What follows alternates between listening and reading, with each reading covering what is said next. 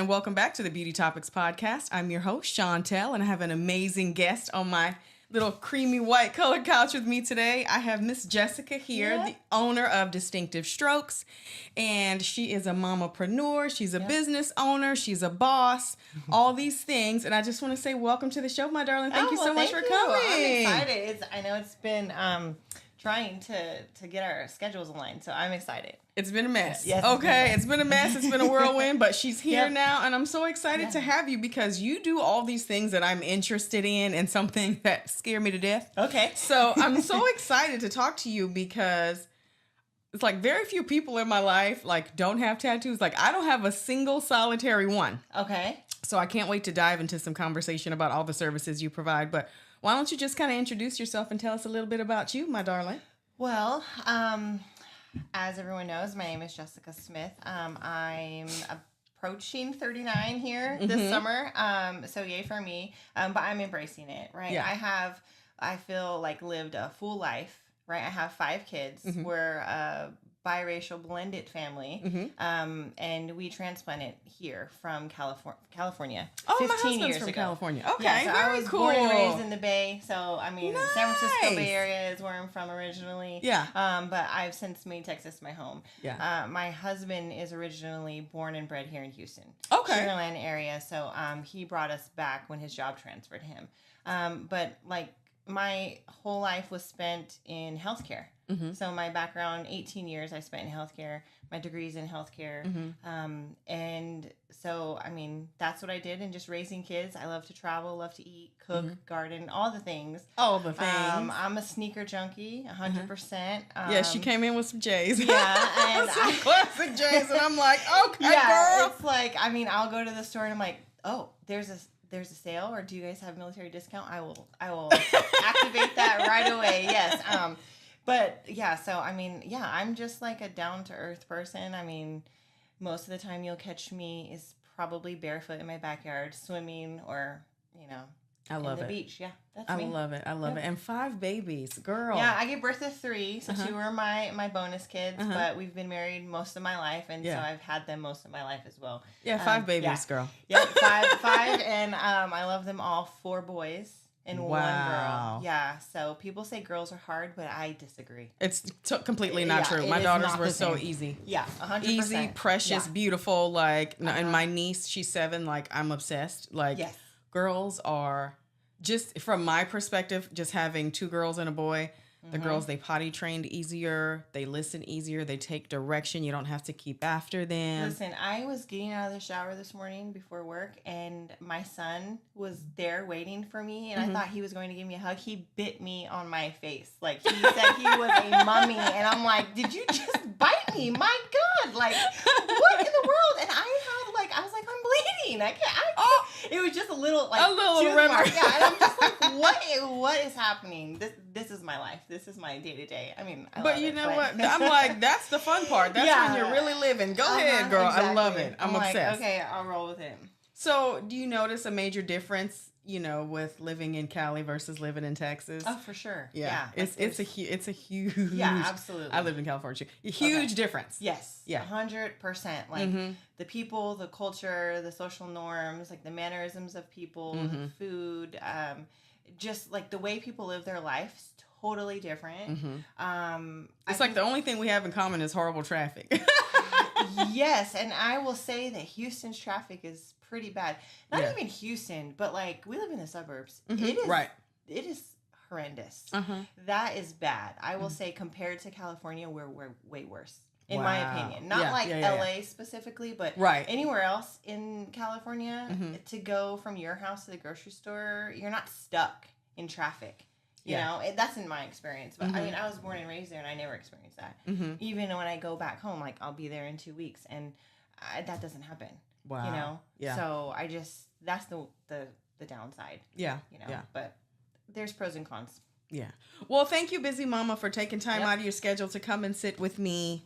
I'm so happy to have you here. I want to just jump right into it. Like, I know you have a medical background, but what drove you to the beauty side of it?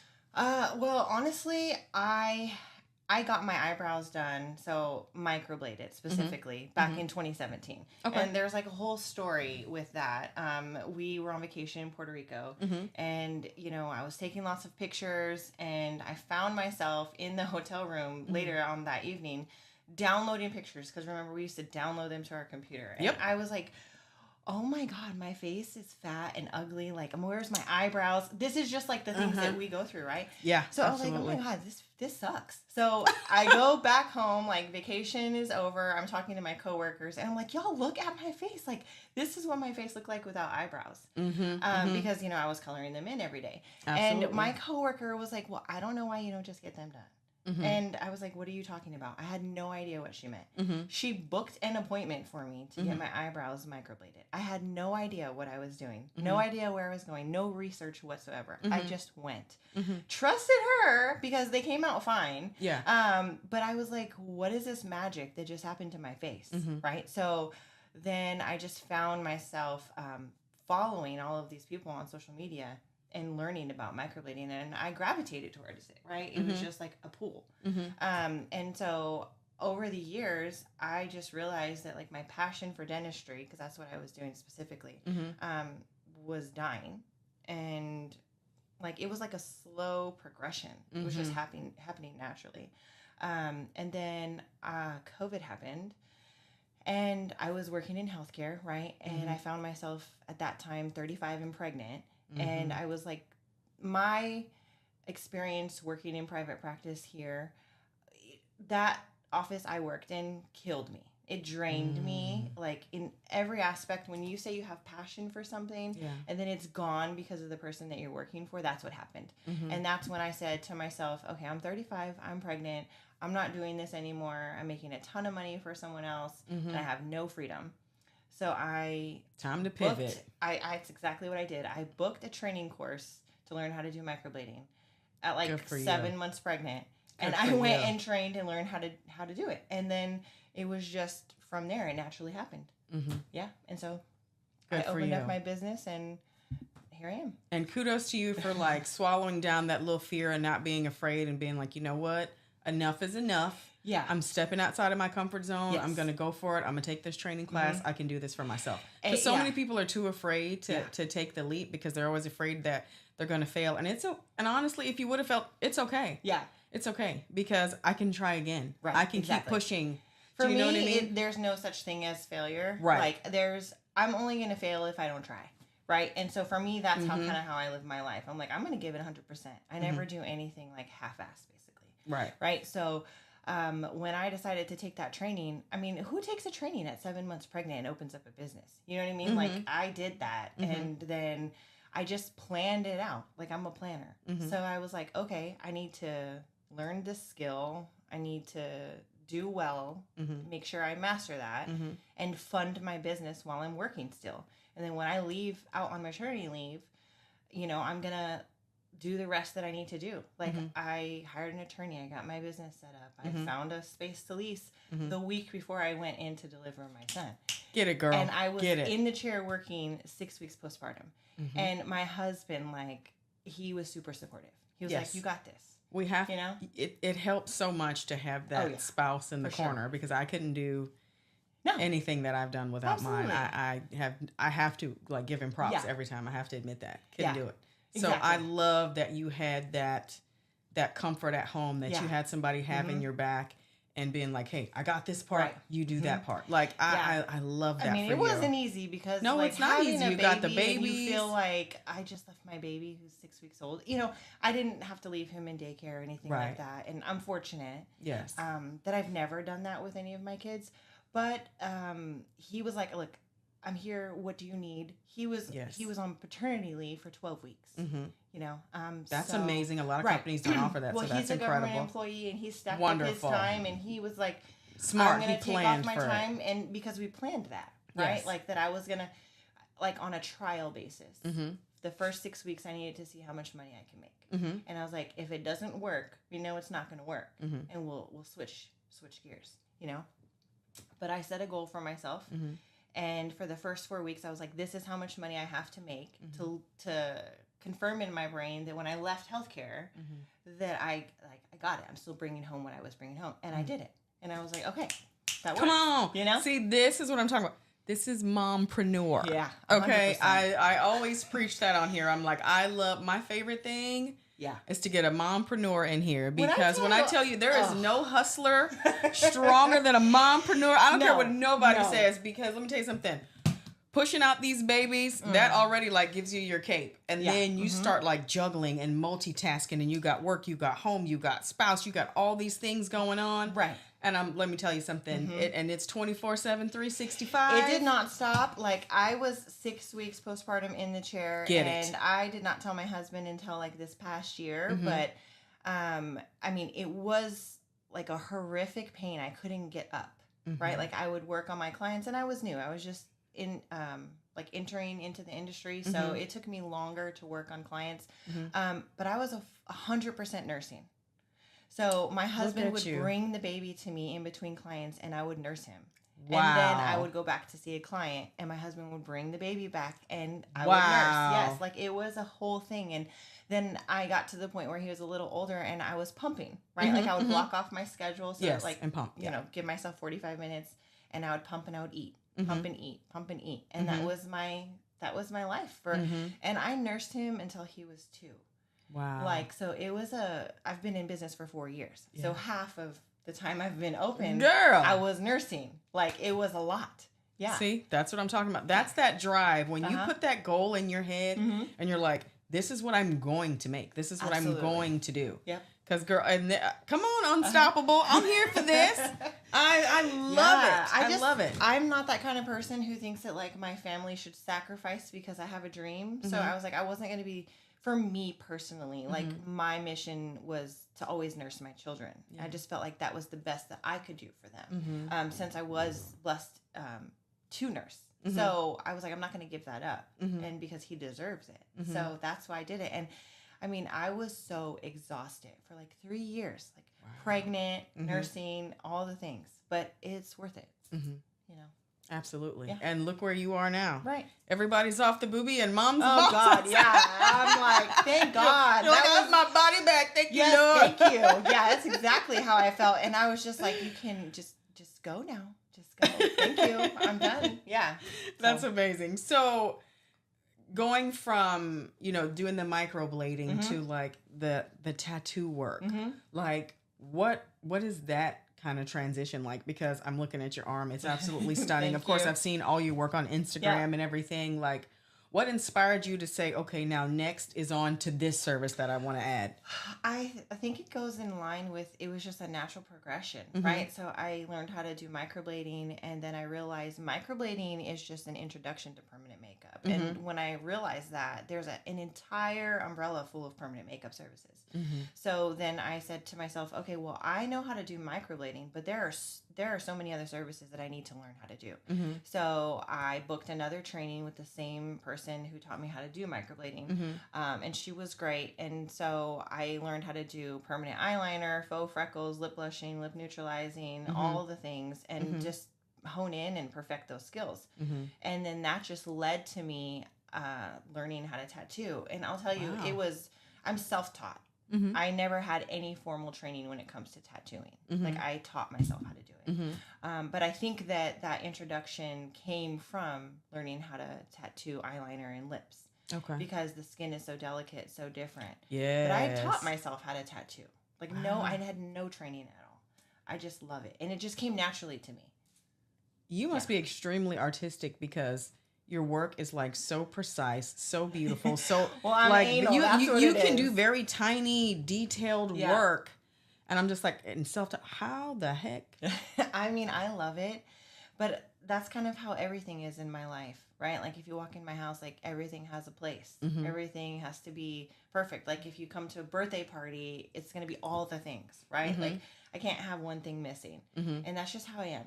So I think it just moves over into my work as well, because it will drive me insane. Like, I will call my clients. If you're a client of mine, you know that Jessica's going to text you, right? Jessica's going to be like, how is your tattoo? How are your brows? How's this? Because I want to know. And then they will send me pictures, and I'll tell them, okay, it's great, or I'll see you in 2 weeks. I want you to come in. Like, it's just one, I mean, it could be a millimeter off, and it's going to drive me crazy. So it's funny because, like, I have a client who came in yesterday, and I saw something that I did about a year ago, and it's just a faint, like, one of the lines was just a little bit thinner or a little bit lighter. It healed lighter than the rest of the tattoo. And I was tattooing a new tattoo for her. And I was like, do you mind if I just, and she was like, before I could even finish, she was like, nope, I already knew that was going to happen. So, I mean, it's just, you know, I am a perfectionist. That's a wonderful thing, though, to have a tattoo artist that's a perfectionist and wants to make sure you get exactly what you came in for. Exactly. I want them happy. Definitely not a bad thing. They're my clients, you know. Definitely not a bad thing. Okay, can you break down what lip blushing is? Yes. Lip blushing is a tint. A tint to your lips. So we use a needle such as tattooing, right? And what we do is we implant pigment into the skin. So we use several passes of different needle sizes at different speeds, and we implant pigment into the lips. So lip blushing and lip neutralizing, although they're very similar, they're very different. The results are different. Lip blushing is like a tinted lip, so like a permanent lipstick. Oh, it's not going to achieve the same results as lipstick per se, but it's going to give you that natural look, like that natural look that you have a lipstick on every day. So it's not going to be glossy, but it will be more of a matte finish. Gotcha. And that lasts typically between 3 and 5 years. So it can last a long time. Okay. And then, so lip blushing, sometimes people say, oh, well, I thought my lip was going to look like I have a bright, bold lipstick on. And it will at first. Okay. But over time, it starts to fade, which is normal. The natural progression of healing. Our body rejects a certain amount of pigment. Okay. Yeah. Okay. So, but it's beautiful. I love it. The lips. Yeah, I've seen beautiful. Some really, really pretty work on your page. What is, so then what is the lip neutralizing? Lip neutralizing is where you have a part of the lip or an area on the lip that tends to be darker or lighter. Okay. So we need to neutralize the lip so that the entire lip is the same color.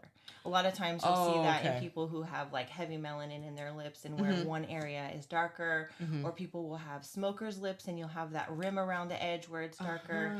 So what we do as permanent makeup artists is go in and balance that out with a contrasting color. It's typically like an orange or a yellow. And you'd think, wow, you're going to tattoo my lips orange? Yes, because it balances that out, that brown, and pulls it to be more of a pink. Like the way I color correct dark circles and same thing. Yep. And it works wonders. It really does. You can see I've seen some amazing before and afters, and I'm like, okay, I totally get it. I know like about aftercare, like on the skin and things like that. What is the aftercare like on your lips after you've got them neutralized or blushed? It's very similar to a tattoo, right? Okay. All of them require that you don't swim, you don't pick, you don't scratch, you don't submerge your lips or the tattooed area in any body of water. Okay. But you need to practice hygiene. Right. So that's the most crucial part of healing. It's not the old style of healing aftercare instructions. They used to tell you, don't wash, don't do anything, just apply ointment for 7 to 14 days. Okay. But the best way, in my experience, coming from healthcare is wound care, right? Wound care, what do? You cleanse the wound, right, and then you apply the ointment to continue the healing. Yes. So that's what I provide my clients with. Okay. They leave with written instructions and a little aftercare kit. So they'll have a cleanser that they're going to use 2 times a day for about 7 to 10 days. And then they just gently wash their lips, usually like I tell them clean fingers, in a circular motion, gently rub the lips, splash some water, pat dry, and apply ointment 2 times a day. And it's an ointment specifically for lips that I buy. So it has like arnica in it to help reduce any bruising, things like that. Oh, wow. So typically within 10 days, it's pretty healed. Okay. Yeah, the lips will tend... Now, there's something to think about. Sometimes people have like herpes simplex 1 dormant in their system. Okay. So I always let them know, like if you go on my page and you look at the FAQs, it will say, if you're a lip blushing client, get a Valtrex subscription from your provider. Okay. That's just to keep on hand because the lip blushing will tend to bring that out.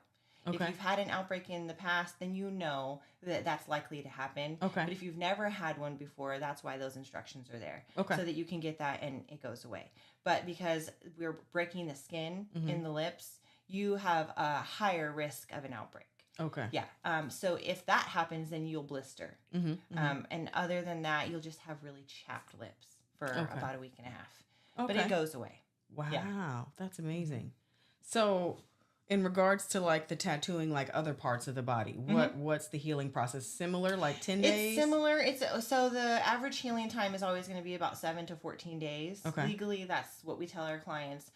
The difference with tattoos, like on your arm per se, is you'll leave with a bandage. So we apply what's called Tegaderm or Sansiderm. Used to be back in the day Saran wrap. Right, so if you I used to see tattoos, people with plastic wrap on. Yes, that's what happened. I mean, I myself had tattoos on my shoulders long time ago, and they put Saran wrap on, so you just would tear it off. Okay. But what we do is we cleanse the skin and we dry it, and then we put a Tegaderm or Sansiderm bandage on. And every artist tells their client something different, but typically, because it's up to the client and the artist to decide what's going to be best for them. Legally in the state of Texas, we're supposed to apply a bandage. You're supposed to leave it on for 48 hours. That's what the law says. But I always tell my clients, the longer you leave it on, the better it is for you. It's more comfortable, right? Because you don't have to worry about cleansing it. You don't have to worry about applying ointment. It's healing right underneath that bandage. So about 4 to 5 days is what I recommend to leave it on if you can, because you can shower with it. You don't have to worry about getting it wet. And then just no exercise, like excessive sweating for 48 hours, no swimming, things like that. Okay. Just keep it clean is most important. And then once they take that off, they can cleanse it with like a non-scented soap. Dial is really a good one. Just gently wash it. Kind of like they tell you to do before you have surgery and stuff. Same thing. And then apply Aquaphor or A&D ointment. That's really good. Never Neosporin, but petroleum jelly basically. And then just a light little layer. And then when it's like super itchy, don't scratch it. I was going to ask you, okay, so when people do that, so somebody has scratched it, are they going to like scratch off a flower? Like what happens? Well, yeah, so it's just like when you get cut, right? It's a wound. So the more that you pick at a wound, the higher risk that you have to get an infection, and it's not going to heal well. So you're going to pull out that ink, which means it's going to have like either a raised scar or you're going to lose ink. So then you'll have to go back in and get a touch-up. Okay.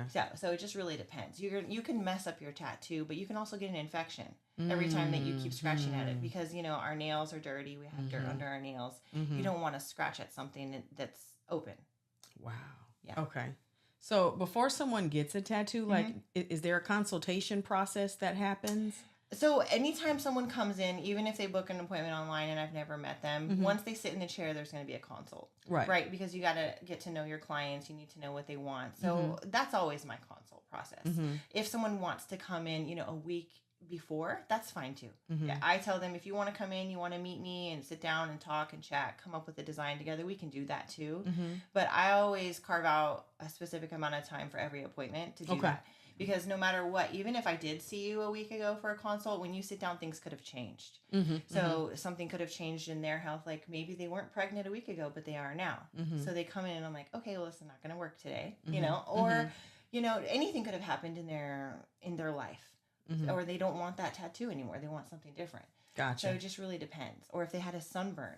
If you got sunburned, you can't get tattooed. Okay, I was going to ask you, like, certain things like that, like, do's and don'ts prior to like don't spray tan or you like don't lay out in the sun or okay. So there's a lot of prerequisites I would say like not to do before you come to an appointment. Obviously don't be intoxicated. Like, I was gonna say I know they say no alcohol. Right. Yeah, and there's a couple reasons why, because one, you can't consent.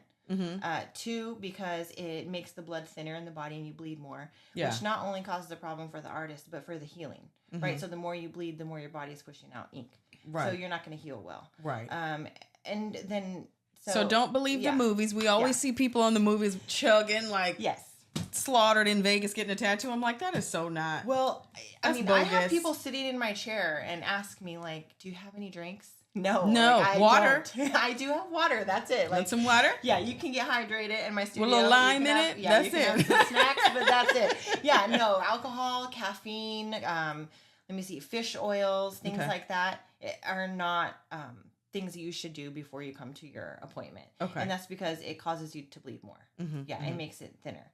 And then as far as a sunburn, sunburns, we can't tattoo sunburned skin. I mean, because right? You're still healing from the sunburn. So the skin is going to be too sensitive. It's going to be too thin. We can rip and tear your skin. It's going to be uncomfortable, even more so than a regular tattoo. And that complicates the healing as well. Gotcha. Yeah. So lots of things, lots of reasons why you shouldn't do that. Gotcha. And I actually have a client. She wanted me to ask this question. Okay. She suffers from some back knee. Okay. And so she was concerned. She wants like a little tattoo of like her kids' names or something. She's like, I just feel gross. I don't think anybody would tattoo that because I have, acne on my back at times. And I was like, well, I'll ask her if that affects anything. I'm not sure. No, it doesn't affect anything. Okay. She didn't know if it would mess with like the healing or if it's not appropriate. She should try to, she's trying to get it as clear as she can, The best thing she could do is probably use alcohol, like on a cotton swab or just alcohol wipes and then dry that area out. Usually that's what happens for most people who get back acne, right? Alcohol is going to dry it out. So there's going to be no moisture. Yeah. For it to pull the acne. Yeah. But it's in terms of tattooing, it's not really going to be a complication. Gotcha. I wouldn't mind. I feel like all of my clients are mostly women, right? So 99% of them are women, and that's why we gravitate towards each other because I don't care if she has back acne. But I did say stop shampooing and conditioning your hair in the shower. Do it in the sink. Yes, that is the reason. Okay. Right? Yeah. I always get onto them. I'm like, issue. Are you washing your hair in the shower? Cut it out. Just take it to the sink. I'm sorry. Well, nice, big, huge kitchen sink. In a tub. Get it out, you know? Yeah. So love that. Okay. Yep. So you're so knowledgeable. I'm so here for this. Oh, well, thank you. So has there ever been what's some of your favorite work that you've done? And can you tattoo yourself? I have tattooed myself twice.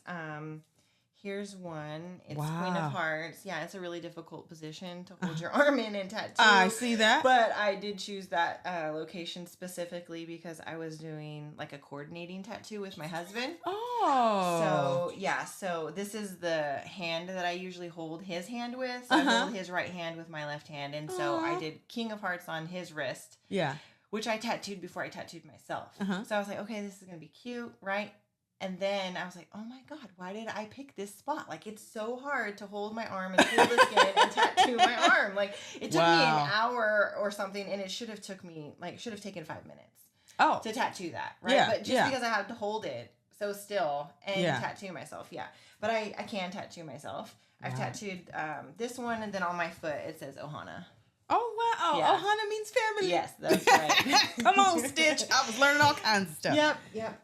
So that's amazing. So, what's the pain like? Speaking as somebody who doesn't have a tattoo, my husband's like, baby gave birth to our children with no epidural. I think you can handle it. Oh, girl, you'd be fine. that is way worse. But I'm like, have you ever had anybody say, girl, stop, it hurts too much, I can't take it? No, because I'm like, we have to finish. Okay. You can't stop. So you strap them down and make them finish? No. It's usually they're fine. Most of the time they're like, it's fine. Yeah. Or it's the first timer who's like, oh God, it does hurt. Yeah, it does hurt, but it's not that bad. I've had clients tell me, personally, I think it's like a sting. That's how I feel. More of a bee sting kind of feeling? Well, more of just like getting a dragging sting. A dragging. Okay. But I like the feeling, if that makes sense. So most people who have tattoos, they're like, yeah, it hurts, but I like it. It's fine. Yeah. Or they release chemicals in their body, like the stress or trauma, things like that. But I've had a client say that it feels like, okay, this was the most interesting one. She said it felt like a cat licking her. Okay. Or scratching a sunburn. Oh, okay. Yeah, things like that. So interesting takes on how everybody has different tolerance for pain. So, and are there certain areas, because I was told there's certain areas that hurt much more than others, that you have to be prepared for that. Yeah, so jiggly things don't hurt. The foot hurts. Any area on the foot is going to hurt. The fingers actually hurt pretty bad. Oh, because I've heard of people tattooing a wedding band or whatever. Yes. Yeah. Well, I tattooed my initial on my husband's wedding finger, right? And I've tattooed him many times. He said, OMG, that hurt the worst. Oh, wow. Yeah, and it was just a J, just on his hand. And he says that one hurt the worst out of all the tattoos that he does have. Well, darn. Okay. Yeah, so it hurts because it's basically just on top of the bone, right? Just on top of the bone. And same thing with the foot. We don't have much tissue there, not really any muscle. So it hurts. Yeah. But other areas that people have said hurt pretty bad is the spine. like down the spine. People tell me that behind the ear tickles really, like, it doesn't really hurt, but it tickles. I could see that because you're just touching it. Yeah, I'm ticklish there, so I could totally see that. And it's more of a vibration in the head that I think kind of distracts you from the pain. Okay. So you just feel the vibration of the tattoo pen, kind of in your skull, like in the area. Oh. Yeah, and so I think it just gives you a different sensation. Like, what kind of speed, like how much is that? I'm just so curious, like how much, I want to like feel it, like what, with no ink in it. I want to feel it like, absolutely. I should have brought one. But I mean, it just depends. So everyone uses a different speed for different things. So I'd say like my typical speed is like between an 8 and a 9. It's just how fast the needle is moving in and out. Okay. And I work well with that speed. Some people work at a 6. It just really depends what you like. But that vibration is strong. And I think it helps with the neck tattoos. Okay. Yeah. And then you also do very teeny tiny detailed work. What is the needle like on that little itty bitty? You know what I mean? Because you can do you do like that fine line tattooing. Like, tell us what that is. Like, how do you get it so thin? Tiny and thin? So it's the needle sizes, right? Okay. So there are needle sizes from a 1, to a 15. And so that means how many needles. Like a single needle is a 1. Okay. Then there's another common one is a 3, and then 5. It just depends on like what type of work that you're going to be doing on what size needle that you're going to use. And so like this here, let's see, is a 1, right? A very thin line. And then the thicker lines you could do like this. I would probably use like a 5. It just depends on the style of work. Okay. But it's usually between a 1 and a 5 that you'll see artists work with that do fine line work. Okay. And then what kind of like hygiene protocols do you have to have like set up in the salon because of blood? Basically? Right. So because of my experience working in healthcare, I feel like I've taken it to another level. I mean, that's what the health inspector told me when he comes in. He's like, you do things kind of over the top. And I feel like everyone should do that, honestly, because transmission of blood and diseases, I mean, you just don't want to take a risk. So for me, everything is disposable, right? I use Cavicide, which is a hospital grade disinfectant to wipe down my chairs, but I also use covers over everything that so nothing is actually ever touched by me with dirty hands. Gotcha. So I have gloves on, and then when I drape everything over, like my Myo tray, or that's the thing that we set up our stuff on. Right. Okay. Or our chair, I have a disposable cover. And everything is plastic. So what I personally use is like from the medical industry where we would use for our surgical trays. Okay. So I use that. It just covers one entire tray. And then when I'm done, I just pull from the sides, wrap it up, and throw it away. And then all of my needles just go into a sharp. Nice. Yeah. And then I spray everything down and mop my floors. So I do that every day. I love it. Yeah. I love it. Yeah. So for me, I'm like, if you can't come in to my studio, because I have kids, right? And sometimes they go with me to stock and do things like that, especially my 3-year-old. So I'm like, if my studio is not clean enough for my son to sit down on the floor, or if he drops something, then it's not up to my standards. So, and I want my clients to feel that too when they come in, because I've gone places and gotten tattoos and I'm sitting in the chair and I'm like, oh my God, their floor is dirty. It's disgusting. Like, that's gross to me. And it doesn't smell like food in my studio. And, it's just, for me, it's extremely important to make sure that everything is super clean. Gotcha. Yeah. And comfortable. And then like, how large is your studio? So my studio, I don't know the square footage exactly. I think it's like 200 square feet. So it's not that large, but it's big enough for several people. Okay. Because sometimes it's me, my apprentice, and then clients, or if they have guests. Because I have a couch inside of my studio and people can come. I have a TV so they can watch TV while they're getting tattooed. And yeah, I feel like it's comfortable. Nice. Like, I've gotten feedback from clients asking them if they feel like it would be better to have a bigger space, but they like it. They usually tell me like they like how intimate it is. Yes, like cozy. Close enough, and they feel good in the space. They like the vibe. So when did you take on an apprentice, and what are you teaching this person? Yeah, what are you teaching her? Her name is Katrina, and she started with me in February. Hey, Katrina. Yes, she's great. She's 19, and she loves drawing. She's always wanted to be a tattoo artist. Wow. And I met her actually because she went to high school with my daughter. Oh, That's amazing. Yeah, and my daughter was telling me about her friend about a year and a half ago. Yeah. And she's like, hey, Mom, my friend wants to know what you use to tattoo. And asking all these, like, off-the-wall questions. Mm-hmm. And I'm like, wait, first of all, what are you talking about? Mm-hmm. Why are you asking me all these questions? Like, it's so weird to just give out information to someone. I don't want them just going to tattoo. Right. In their garage, you know? Oh, like, you know what I mean? So it's like, yeah. I want to make sure that whoever I'm giving information to knows what to do with that information. Yeah, especially that young. Yeah, exactly. But I think it's amazing that at that age, she knew what she wanted to do. Exactly. Kudos to her.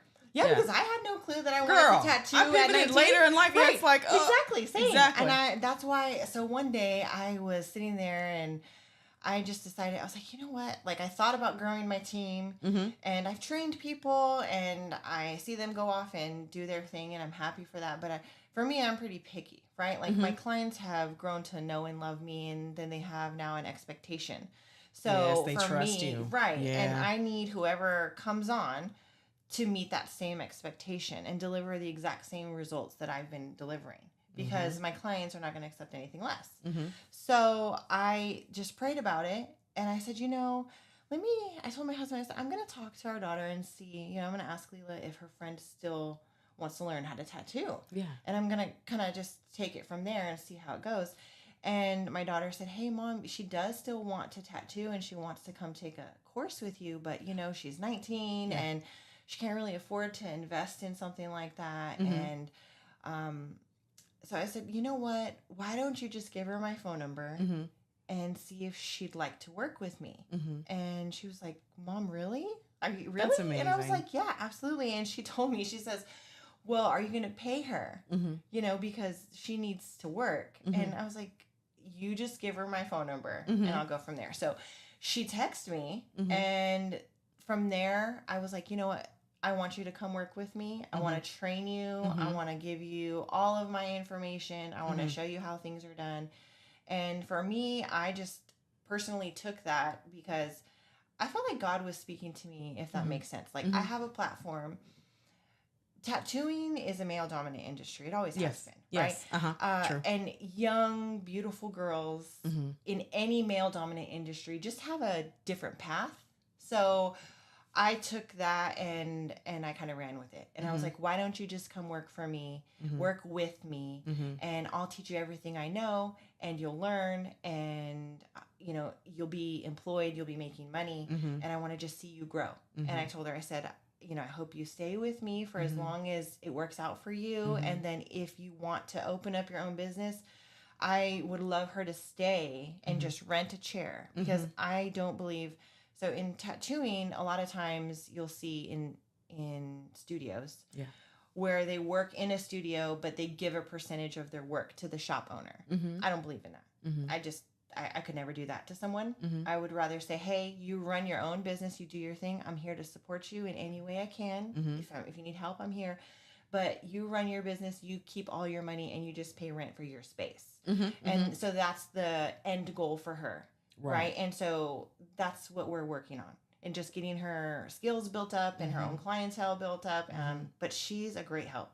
I love having her. I love that you provided a safe space for this young girl to learn, for this young woman to learn and to actually grow, and then show her like the means to an end. Like, this is like the business that you could potentially have. This is what you can do. And just for me, especially these young women, for them to have a safe space and someone that they can learn from, that actually like cares about them and their interests. Like for me as a mom, like I'm setting up an apprenticeship for my young daughter, like straight out of high school too, with some other business owners that I know and female business owners.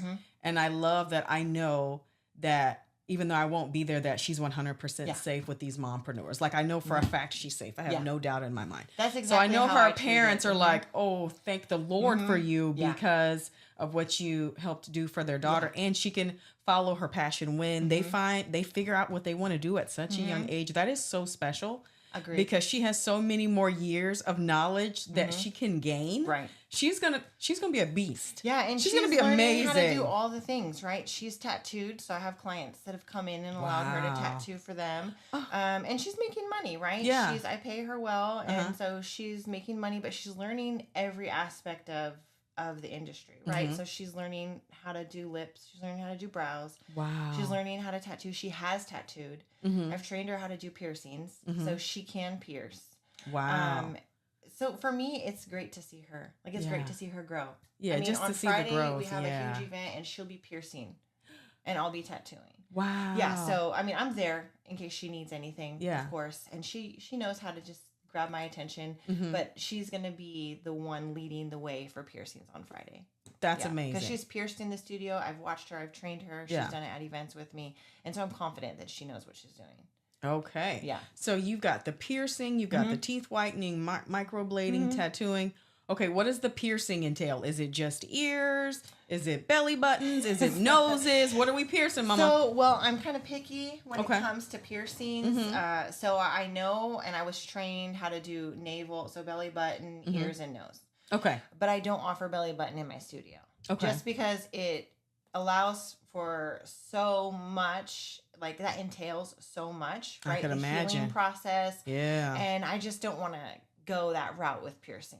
So my whole goal was to offer my clients something cute, something quick, and something where they were trusted to come in and get their ears and nose pierced. Gotcha. So can I do belly button piercings? Yes. Do I offer it? No. Okay, that's fine, girl, because I say do what you want to do. We don't need to add any, etc. Okay, so tell me about, because from what I understand, you know, piercing your earlobe is nothing. I've done that. I've got multiple piercings, but all up in here in this cartilage, I'm hurt. It hurts like a son of a gun. I mean, it hurts, but I don't think it's that bad. It's not that serious. I mean, it hurts more than a tattoo, right? Yeah, so because it's thick and you're shoving a needle through it, right? And tattoo is just in the surface of the skin. So are you piercing with a gun or no? You are with not. Hollow point needles. Hollow point needle. Oh, girl. Yeah, it's much better. It causes less trauma for the ear, better healing process, all of those things. So people prefer to use a needle versus a gun because of those things. Like when you get your ears pierced, you know, at a store that uses a gun or something from Amazon, right? What you're doing is you're essentially taking something that's stable and you're just forcing something through. Like a blunt object is just puncturing through the skin and then exiting on the other side. So what happens to that skin that it just went through? It just gets pushed to the side and you start bleeding, right? So it causes trauma because it's just a blunt force through something. Okay. When you use a hollow point needle, what you do is it's a very fine point, goes through the skin, but remember it's hollow. So when you go through and it's hollow, you're removing that skin. So it's not just getting pushed to the outsides, right? So you're removing that. And so when you remove like the catheter, we use a catheter. Yeah. Or a candula, you'll put the backing of the earring through that little plastic part, and now it's hollow. The ear is hollow. So it's just a clear entrance, clear exit. Okay, because I know that like when you get like those little guns or whatever, they're like, don't pull the earring out because it'll instantly close because there's no. Yeah. So that makes sense. It's just kind of moved. There's not like an actual clear way all the way through. Oh, that makes so much sense. It takes longer to heal. It hurts longer. And then the backs to the earrings are usually sharp, like those little butterfly backings like we used to get when we were little. So I use flat backs. So for everything, because I'm not using a gun where the earring, when you use a gun, an earring has to be inserted into the gun, and that's what you get, right? Right. So when you do it the way I do it, you can select from all of these different jewelries, but the backing, it doesn't have to be a sharp edge like it is when you use the gun. You can just use a flat backing. Let me see. I don't have one on, but it's just a flat back. So when they sleep, especially like the little kids who come in and get pierced, they're not sleeping and it's poking them in the back of their neck. Because they can't even feel it. Right. Yeah, and so that's one of the benefits to using a gun versus a needle. Those kind of the differences. Okay. Yeah. So what are the ages that you will do earrings for? Yeah. So piercings. For me in my studio, I kind of operate on this rule: if they can say they want it, then I'll do it. Okay. So if they can't tell me they want a piercing, I'm not going to do it. Gotcha. Yeah. So I just feel like that person needs to advocate for themselves, right? I know we used to get piercings. They bring the baby in the baby carrier and it's like, okay. Yeah, I just feel some kind of way about that. That's like my own ethics. So I just don't do it. I was older. I think, what were we? I was like, I think I was 8 or 9 when I got mine pierced. And my mom just like brought us to the mall. Yeah. But I I wanted it because all my friends had it. And we were like, we want our ears pierced. And the crazy thing is I think my mom got it done too, because if I'm not mistaken, I think she was wearing like clip-ons at the time. Oh, see? So we all did it, but she made me and my sister go first, and she's watching, and then she did it after us. Of course. Mom. Yeah, she wants to make sure you don't She's back like, let's see. And but I did it, and it was like so fast. You couldn't even, it was just like, it's so quick. But I saw I remember seeing like babies in there. Yeah. And I was like, see, everybody, I felt like everybody had earrings but me. So yeah. I remember most people want their little baby girl to have earrings. Yeah, I get it. My mom had my ears pierced when I was a baby. I could not even tell you when I had them pierced. But I see pictures of me having earrings, and you're like, it was obviously done. Yeah, I clearly had them. But I just I don't pierce babies. Gotcha. Yeah. And then how difficult is going through like the nose, like for me cartilage? Or for you? For me or the client? I mean, like for the client, like is there a lot of blood? No, there's not a lot of blood. The nose usually stimulates tears. Right. It's like the makes natural sense response that you're gonna cry. Yeah. So it's a little bit more intense than ears or cartilage, but it's over quickly. Yeah. It's not that long. So same thing, just pushing through with that hollow point. Yes. And then so I use a disposable, like it looks like a little plier and to hold the nose in place or to hold the ear in place. And then there's like a little circle cut out. And so after I've marked the area with my skin pen, then I'll hold it so it doesn't move. And that pinch, so when we used to do when I was in dentistry is we would use our fingers to pinch the mouth and then inject. And so it's a little bit of a distraction. So I kind of applied that to the same thing. So I pinch pretty hard. And so that hurts sometimes worse than the piercing. It's just almost like a brain thing. So you're just trying to keep them from tearing up so bad? I'm just trying to get them from, because a lot of times people are holding their breath, they're waiting for that shock, right? So I just tell them to take a deep breath in and then exhale. It just releases those endorphins. Okay, gotcha. And then like aftercare, it's no different with.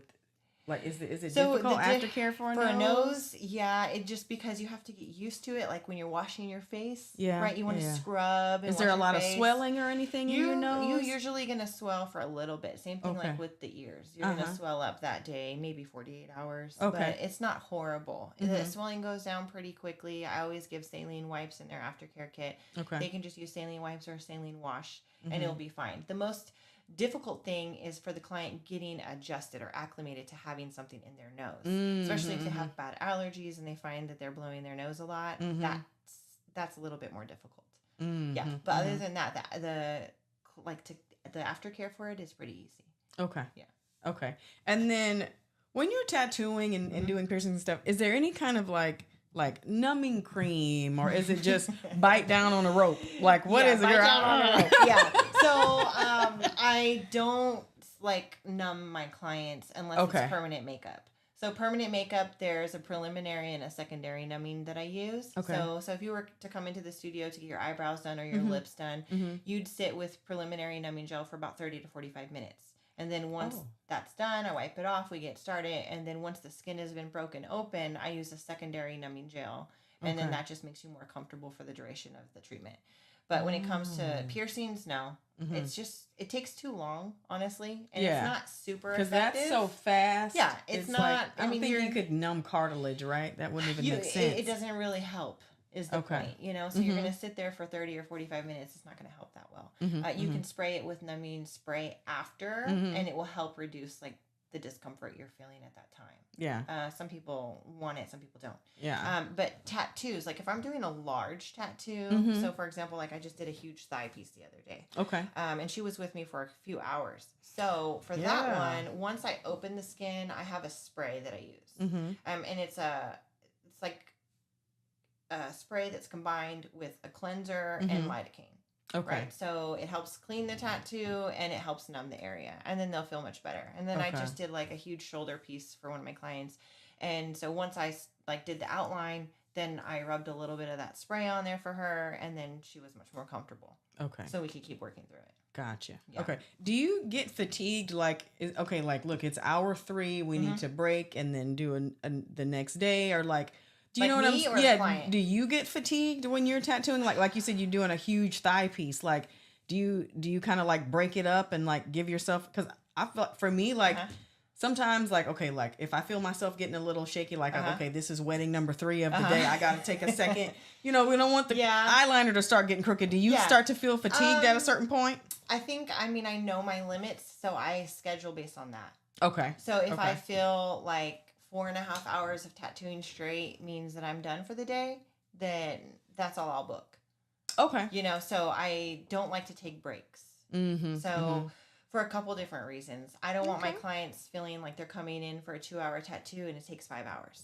Gotcha. So a lot of times in the tattooing world, that happens because artists will take breaks. They'll go eat. They'll go do whatever, help another client. I don't do that because my books is just one client dedicated to me. Nice. With as much time as I need. And I just work through the whole time.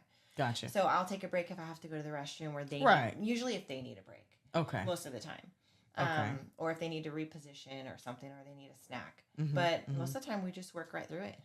So where does the artwork come from? Do people typically come in like with a picture and say, okay, I need you to do this? Depends. Because transferring something from a flat piece of paper to like, I always laugh because, you know, face charts. I hate face charts. I need like the 3D, like I need a face. So it's like, how does it transfer from like paper to skin, like texture and a body? Do you know what I mean? Like, it will depend on the client. Sometimes clients have a specific design that they want and a specific placement.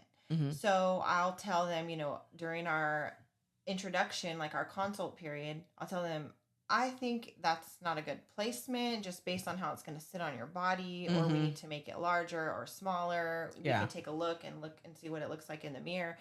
So that you can actually see it on your body. Because a lot of times people have an image in their head, and once you put it on their body, they're like, oh God, no, I don't like that. Gotcha. And so we go through that whole process. So I'll print out different sizes, different stencils based on what they're asking me to do for them. And then based on where we're putting it on their body, I'll kind of show them what it would look like with the placement. And sometimes they'll say, oh no, I want it much bigger or much smaller, or that's the perfect size. Gotcha. Or they'll ask me to change things in their design. Okay. So either they want a custom design, they have something already set up, or I have flash sheets in my studio too. Wow. Yeah. Okay. Okay. Now I have to ask this because I'm older. I'm 47. Things start to, you know, go south. Yeah. Do people like have to come back for a touch up because we got a little saggy and we're trying to lift things up, or usually no, like, no, nothing like that. Okay, because I was worried about that. I'm like, okay, what if I get it here and then it ends up right here? No, I never. And you know, I work with women mostly, so no, I've never had that as an issue. Okay, no. Okay, and then what about like, I've seen where someone got a tattoo and she's like, okay, I did this when I was, 20. Now I hate it. I want to turn it into something else. How difficult are things like that to deal with? So it just depends on what type of work they had done. Okay. And if it's blobbed out or if they had blowout. What do you mean blowout? Blowout is when artist needle goes too deep. And so instead of it being a line, it's blobbed. Oh, right? So you can see like a shadow behind the tattoo, things like that. But also the type of work. So because I focus on fine line work, it depends on what the client had previously. So I can do other types of work. It really just depends. So they'll show me a picture and see what it looks like. Now, I don't do color. Like I don't specialize in color. So I always recommend them to find an artist who works with what they like. So if someone wants watercolor, there's a lot of great artists out here in the area. So I will like send them to people that I know and recommend them to go see someone like that. But if it's just like, for example, a black flower or a black name that they want it to turn into something different, we'll work together and create a design that's going to look good. Gotcha. And then just turn whatever they had into what they want. The coloring and all that, like shading, is that like very extremely intense? Because I see people with full sleeves or an entire leg. Yeah, it just seems like that's a lot of color to, like pack into the skin. It can be. It just depends. Yeah, so some people don't like having lots of shading. Some people love it. It just adds detail to the piece. Yeah, but it's uncomfortable. It's uncomfortable, but each type of work is a different technique. Lots of shading is done with things that we call mags. It's like in a straight line, the needle with several different needles inside of it. So it just allows us to pack in color a little different or shade a little different. Some people like using around if they're just going to do like pixels. Let me see. Something like this would be like pixels. You see the little dots. Oh, beautiful. It adds those detail to the flower and makes it look a little bit more like 3D. So this is technically like shading. Right? Gotcha. This is technically shading here. Okay. So there's just so many different types of shading. Wow. And some people like solid color. Like I have a client of mine. He comes in and he likes his tattoos to be solid. Okay. That's just what his style is. And so I did a phoenix on his arm and he wanted it completely solid filled in. And he was like, when he asked me to do it, he was like, I knew it was going to hurt. But geez, OMG. He was like, that one hurt.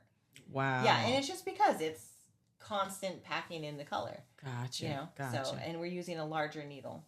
Okay. What's like the largest body of work? Have you done like a full sleeve or like a whole leg or a whole back? I've done a whole leg, but I'll split that into multiple sessions. It just depends. I've done like the inner leg, like from top to bottom.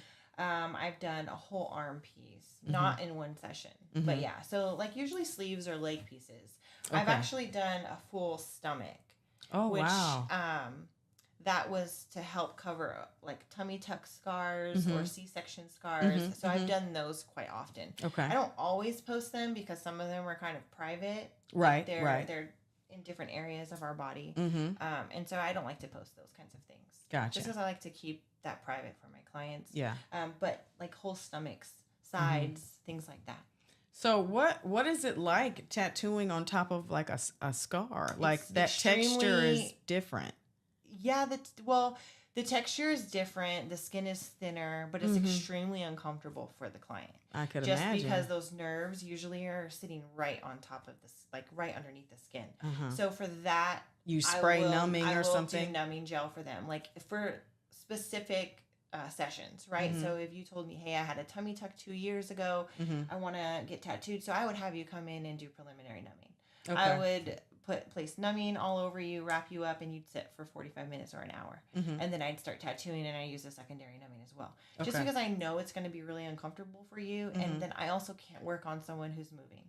Right, so if you keep moving because you're ask you about fidgeting, right? Then I mean, my lines are going to be messed up, and if you don't care about the lines being messed up, fine. But you most likely are going to care. Yeah. So I always try to make it as comfortable, but I know like to take breaks for them because it's a lot.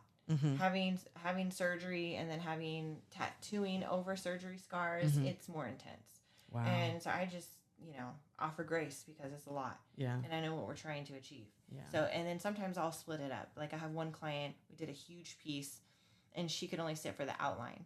And I said, okay, well, I'll see you in 6 weeks. Once that's healed, then I'll do the shading. Okay. Yeah. 6 weeks to heal over a scar. Okay. Well, 6 weeks in general. 6 weeks in general. So like if you came in and got a tattoo today and then you called me tomorrow and you said, hey, I want to add something. Okay, well, I'll see you in 6 weeks. I need that original tattoo to heal. So it takes 6 weeks for the body to actually heal. Okay, nice. You don't want to open up a wound before that time. Okay. Yeah, because the fidgeting, I was curious about that because I'm like, if they start to like get uncomfortable or want to move, like that's going to, even me, something as simple as like, I'm doing somebody's eye makeup and they're doing this number here. They're like fluttering. I'm like, okay, look. And I'll say, can you please push your tongue on the roof of your mouth? So their eyes will stop fluttering because I'm like, I can't do your smoky eye and you want a sharp as a tack wing liner, but you won't stop fluttering. Well, I tell them, like, for example, sometimes I'll get a group of women who are coming in together, right? And so because they all have appointments, they come in and it's like a girls' night or whatever. And so they'll start talking.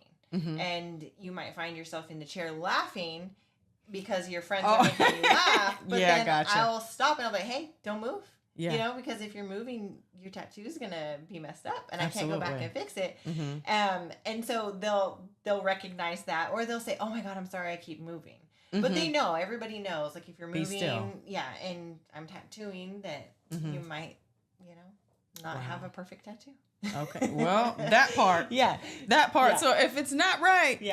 Exactly. But look in the mirror. Look inward. Everyone is really pretty good about sitting still, to be honest. Like, I feel like if you made the decision to get it, like at that point, you should have already hyped yourself up in your mind to like deal with whatever it is you're going to deal with, especially if you want it bad enough. Yeah. Do you feel like most of the tattoos that you do are very like sentimental? A lot of them are. A lot of them are like hand signatures or things for their kids or for their parents. I've had a lot of things with parents and kids lately.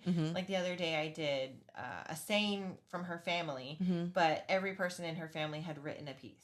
Aww. So it was like from her dad, her mom, her kids, her husband, everyone. So a lot of times I'll get influx of those all at once, it seems like. And it's usually like around Mother's Day, Father's Day, birthdays, things like that. Yeah. And then throughout the year, I'll get a variation of designs. Gotcha. Yeah. Okay, I have to jump into this last thing before I let you know. Yep. I know it's running long.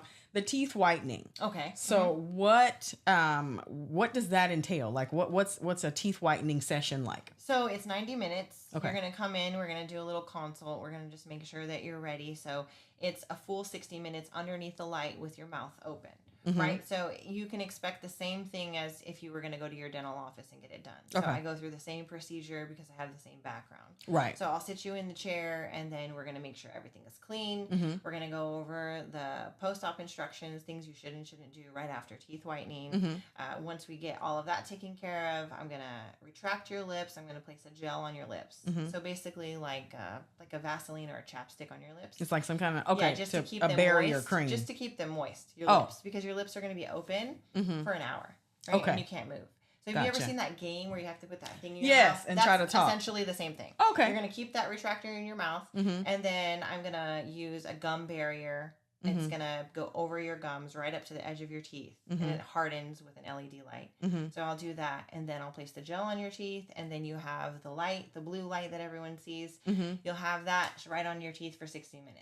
So in 30 minutes, I'll check, see how everything's going, add more gel if needed, and then at the end, we'll clean everything out, rinse with like a fluoride. It closes the pores in the teeth, and then you'll be on your way. Okay, and so the gel is to just like keep you from like getting like sunburned by the blue light or something? The gel that goes on your teeth? Oh, no, the gums. Yeah, the barrier is so there's a gum barrier that we use, and what that does is protect your gums from getting any of the bleach on your gums. Oh, okay, so the bleach is the gel that I place on your teeth. Okay. And so worst case scenario, if any of that got on your gums, it would turn it white, and it would go away. It would go away in probably a day or two. Okay. But we don't want it to be on the gums, right? So if anything, you just rinse your mouth, it'll go away in 2 days. But we try to reduce that. We don't want it to burn your gums. Gotcha. Yeah. Okay. And then, like, how many sessions does that typically take? Because people are like, hold up a napkin and, yada, yada. One session. One session. You're going to achieve great results in one session. Okay. So I always tell everybody, if you're 50 years old and you've never had your teeth whitened, just imagine that when you got your permanent teeth, which is probably around 10 or 12, all of them, you've been staining your teeth for about 38 years. So, guilty. Yeah, if you've never whitened your teeth, then we have 38 years to break down into 1 hour. That's what I was thinking. It was going to be a lot of sessions. You're going to break down quite a bit. Wow. I mean, you really are going to achieve great results within that first session, because that takes off the bulk, right? It's like breaking off the crust. Okay. And then in 3 months when you come back, because a client can come back every 90 days. So every 90 days you can come in, and most of my clients are just recurring on 3 months. Okay. And then when they keep coming, that maintains the result that we achieved in the initial session, and then continues to whiten from there. Okay. Yeah. So it just depends. Now, can you get Hollywood white? Probably not. And the reason why is because our teeth are formed when we're in the womb, right? And then as we get our permanent teeth, so that color is already there. And as white as we can get is already in our body. Okay. So I can't get as white as you can't get as white as the person next to you. So it just depends. But you will definitely see a big difference. For sure. Yeah. 100%. Okay. And then what about people who have like sensitive teeth or what age ranges is this safe for? So 13 and up. Okay. So nothing under 13, right? They need to have all of their permanent teeth, and they need to be able to sit for an hour. Okay. 13 is still kind of young sometimes. Like I didn't let my kids start whitening their teeth until they were about 15. I have a lot of pageant girls, so I've seen it 13, 14 for sure. 13, 14, 15, they can do it, but not younger than 13. The standards, like, it needs to be 13. Gotcha. And then, let me see.